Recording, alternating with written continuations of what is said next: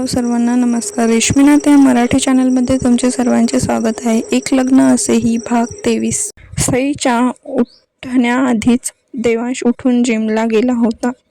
ती उठली आणि आळस देत बेडवर नजर टाकली. देवांश आज लवकरच उठले की मला उशीर झाला चीच प्रश्न करत तिने टाइम बघितला. ती तिच्या नेहमीच्या वेळीच उठली होती. तिने रूममध्ये नजर फिरवली. देवांश बेडवर नाही, बाथरूममध्ये नाही, म्हणजे तो नक्कीच जिममध्ये असेल या विचाराने मग तीही फ्रेश व्हायला गेली.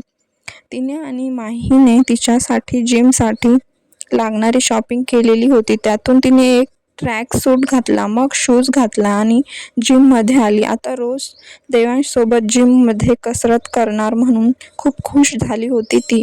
जिममध्ये अजून कुणी नव्हतं. देवांश त्याच्या व्हीलचेअरवर बसून वेट लिफ्टिंग करत होता. Good morning. सई त्याच्याजवळ जात समोर उभी राहिली.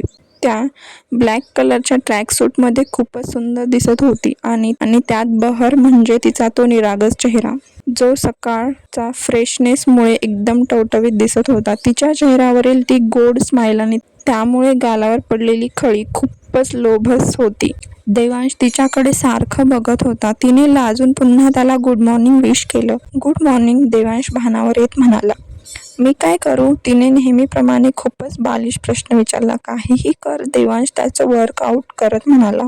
तुम्ही सांगा ना, काय करू? सई आजूबाजूचे जिम इक्विपमेंट बघून म्हणाली. त्याने तिचं बोलणं इग्नोर केलं. तिने आशेने त्याच्याकडे बघितले, पण तो काहीही तिच्याकडे बघत नव्हता. मग नाराज होत तिनेच डंबल उचलले आणि माहीने सांगितल्याप्रमाणे वर खाली करत होती. ते डंबल 5-5 किलो वेटचे होते. तिला 1-2 मिनिटातच दुखायला लागलं होतं आणि तिच्या हातातून एक डंबल खाली पडला, जे देवांशच्या पायावर पडण्यापासून थोडक्याच बाजूला पडला होता. I am sorry. सई घाबरून म्हणाली आणि दुसरा डंबल खाली ठेवून त्याच्याजवळ गेली. इडियट. येत नाही तर कशाला उगाच नाटक करतेस? देवांश जरा ओरडून म्हणाला. ती दचकली आणि त्याच्याजवळ जाणारे तिचे हात जागीच थांबले. I am sorry. सई नाराज होत म्हणाली. आऊट. देवांश तिच्याकडे न बघता म्हणाला. आता त्याचा तसा रुक्ष आवाज ऐकून तिच्या डोळ्यात पाणी आलं. ती उठली आणि लगेच तिथून जाण्यासाठी वळली. समोर राजू उभा होता. बराच वेळापासून तो त्यांना बघत होता. त्याला बघून तिने डोळ्यातले पाणी लपवले. मग तिला ऑकवर्ड वाटू नये म्हणून त्याने लगेच स्माईल दिली. Good morning sister. काही झालंच नाही असं बिहेव करत म्हणाला. गुड मॉर्निंग दादा. सई खोटी स्माईल देऊन म्हणाली. तुझं वर्कआउट झालं सिस्टर? राजू म्हणाला. हो झालं. असं म्हणत सई लगेच तिथून निघून गेली. राजूला तिचे ओले डोळे बघून खूप वाईट वाटलं. त्याला देवांशचा खूप राग येत होता.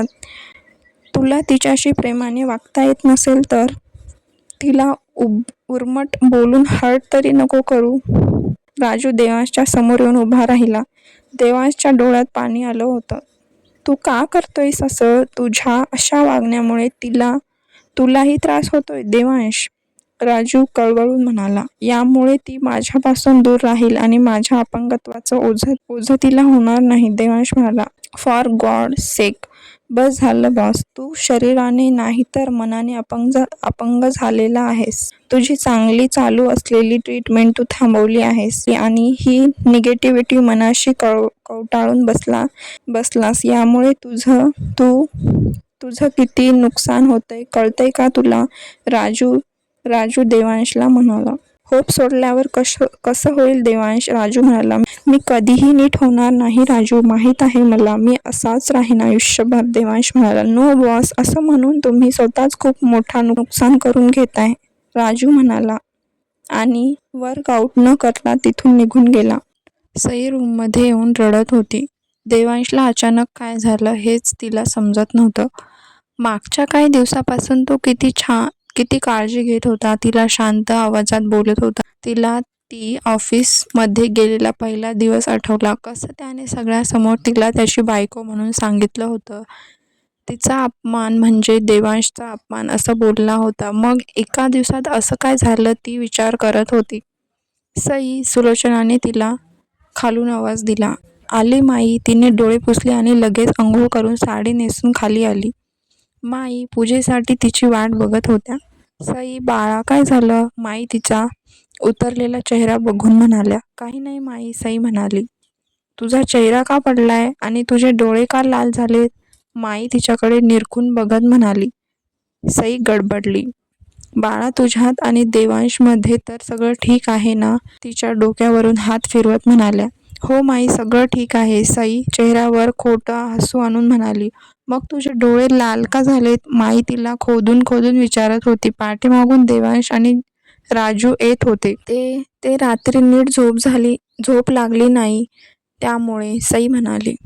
तू रात्री जेवली नाहीस? देवांशसाठी थांबली होतीस, मग त्याच्यासोबत जेवली की नाही? माई म्हणाली. हो हो, जेवले ना, सई खाली बसून म्हणाली. मग जेवली होतीस तर आज यशोदाने तुझ्या रूममधून जेवणाचं ताट तसंच खाली परत आणलं. सुलोचना तिला रोखून बघत म्हणाली. सई काहीच बोलली नाही.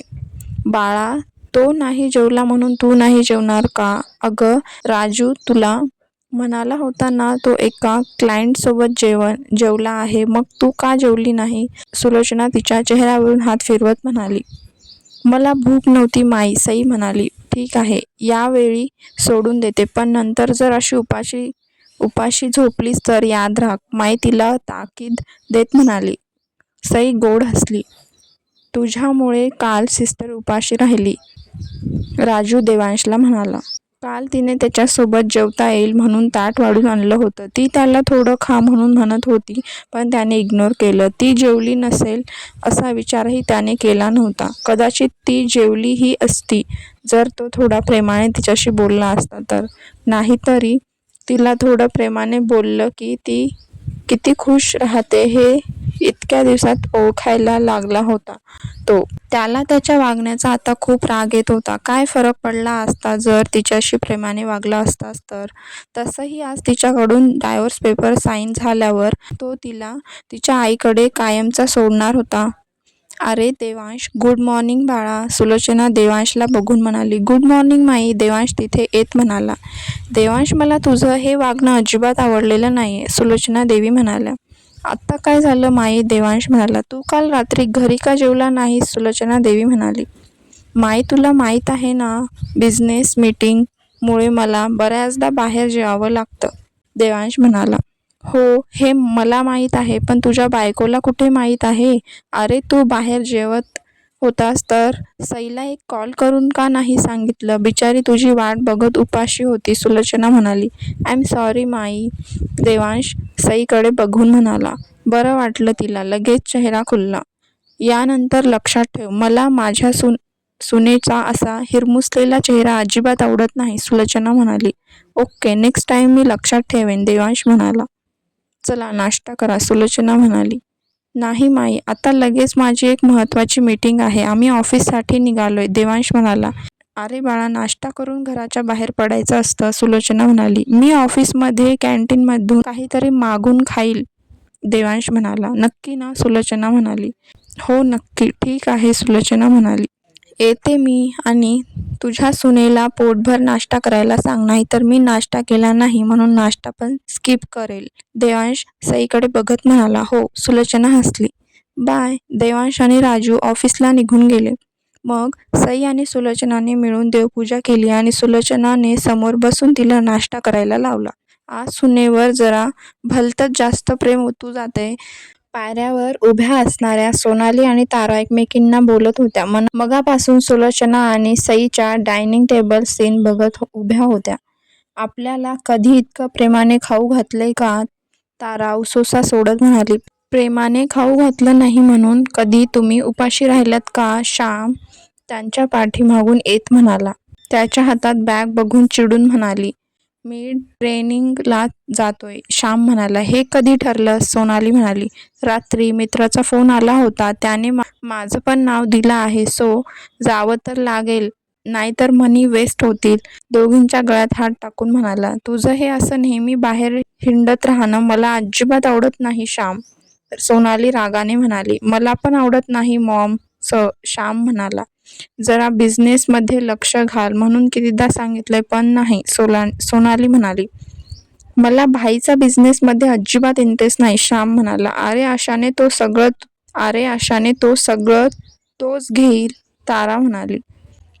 आत्या जरा नीट विचार करा. आता परत भाईने कधी त्याच्या अरे पण त्याच्या एकट्याच्या नावाने 75 शेअर्स आहेत, तारा म्हणाल्या. हो ना, आणि आपण सगळे 25% मध्ये आहोत, सोनाली नाक मुरडत म्हणाली. तुमच्याशी कोण वाद घालेल? मी आपला जातो, बाय. श्याम त्यांना इग्नोर करून निघून गेला.